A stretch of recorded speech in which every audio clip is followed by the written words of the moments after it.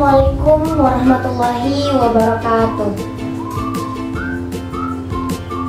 Pada kesempatan kali ini, kami membuat video coaching dengan model alur Tirta untuk memenuhi ujian tengah semester mata kuliah komunikasi pendidikan yang diampu oleh dosen Ibu Edora SPD MPD.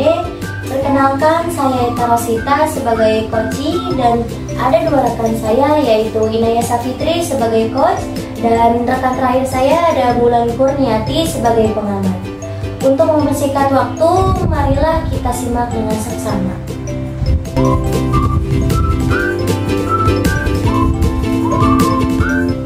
Selamat pagi Ibu Ita dan juga Ibu Bulan. Terima kasih sudah meluangkan waktunya pada sesi coaching kita hari ini. Bagaimana kabarnya Bu? Alhamdulillah baik.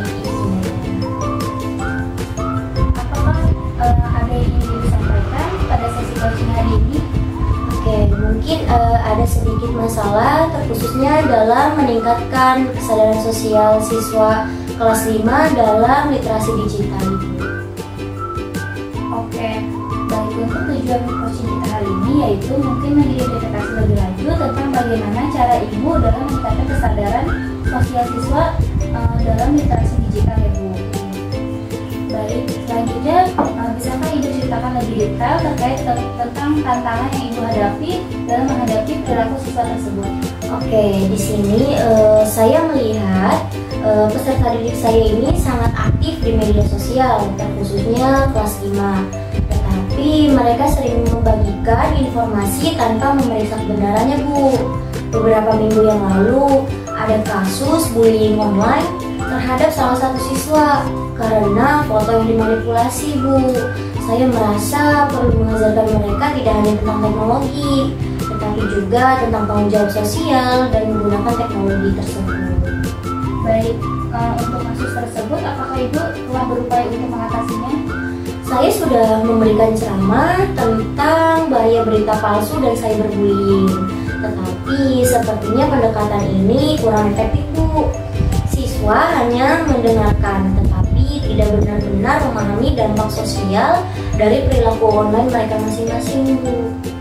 Baik, dari yang Ibu telah sampaikan, sepertinya tantangan Ibu itu bagaimana membuat siswa tidak hanya memahami terkait dengan literasi digital, tetapi juga tentang bagaimana mengembangkan rasa empati dan juga kesadaran sosial mereka dalam interaksi digital. Apakah benar Bu? Ya, betul sekali Ibu Naya. Mereka perlu memahami bahwa tindakan online mereka ini memiliki dampak nyata bagi orang lain. Baik, menurut Ibu, apakah akar dari permasalahan ini dan apakah mereka tidak memahami konsekuensi ataupun ada hal lain? Saya rasa mereka belum bisa menempatkan diri pada posisi orang lain Bu. Mereka hanya melihat dunia digital sebagai sesuatu yang terpisah dari kehidupan nyatanya, sehingga mereka tidak bisa menerima konsekuensi yang real dan tindakan mereka di media sosial online. Baik, mari kita refleksikan terkait dengan hal ini.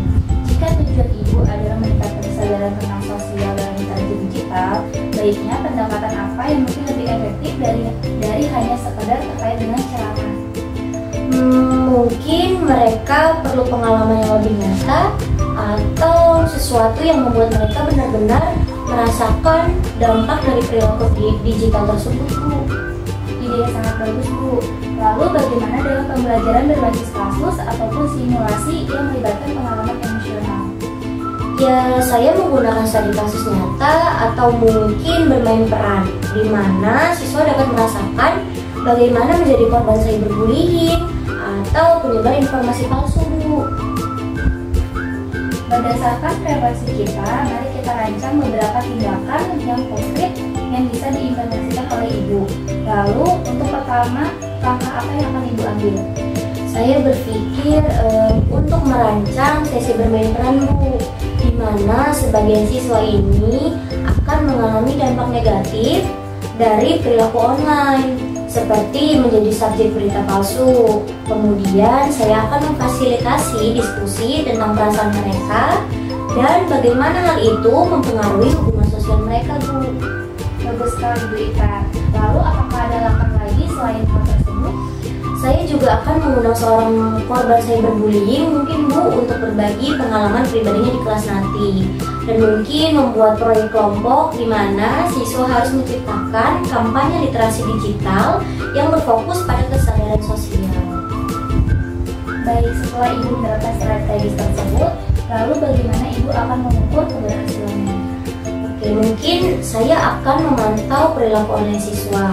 Tentunya dengan izin mereka ya Bu, saya juga akan melakukan survei sebelum dan sesudah untuk mengukur perubahan sikap mereka terhadap tanggung jawab sosial dan bermedia digital.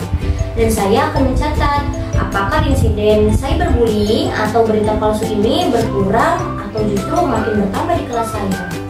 Lalu kapan Ibu akan melakukan evaluasi terkait hal ini? Dan bagaimana Ibu akan menggunakan hasilnya? Saya akan mengevaluasi setelah 1 bulan implementasi dan menggunakan hasilnya untuk menyesuaikan strategi pembelajaran untuk berikutnya Bu. Jika berhasil, saya juga ingin membagikan pendekatan ini kepada guru-guru yang lain. Baik, saya akan mencoba membantu Ibu dalam bagaimana caranya meningkatkan kesadaran sosial dalam literasi digital melalui bermain peran siswa dan juga menggunakan studi kasus yang mana melibatkan seorang korban bullying tersebut, dan saya juga akan mengatur jadwal pertemuan singkat untuk sesi coaching selanjutnya di minggu depan. Lalu untuk memantau perkembangan hasil dari strategi yang sudah Ibu jelaskan kepada para peserta didik. Baik, solusi sudah didapatkan ya Ibu. Solusi itu sangat konkret dan terstruktur, dan saya juga lebih yakin untuk menerapkan strategi yang akan dilakukan pada peserta didik karena sudah menggunakan langkah-langkah yang jelas. Baik, saya senang sekali mendengarnya dan saya percaya bahwa strategi ini dapat menjadi alat yang efektif. Lalu Ibu tetap semangat dan jangan ragu untuk berdiskusi apabila ada kendala seperti ini. Sampai jumpa untuk pertemuan selanjutnya. Baik, saya ucapkan terima kasih kepada Ibu Inaya atas tanggapan dan waktunya. Baik, terima kasih. Luar biasa ya Ibu, bahwa kita dapat simpulin sesi coaching hari ini berjalan dengan lancar, alhamdulillah, dan sesuai dengan model alur kita. Dengan tujuan yang jelas, identifikasi yang mendalam, dan rencana yang konkret, serta komitmen yang kuat.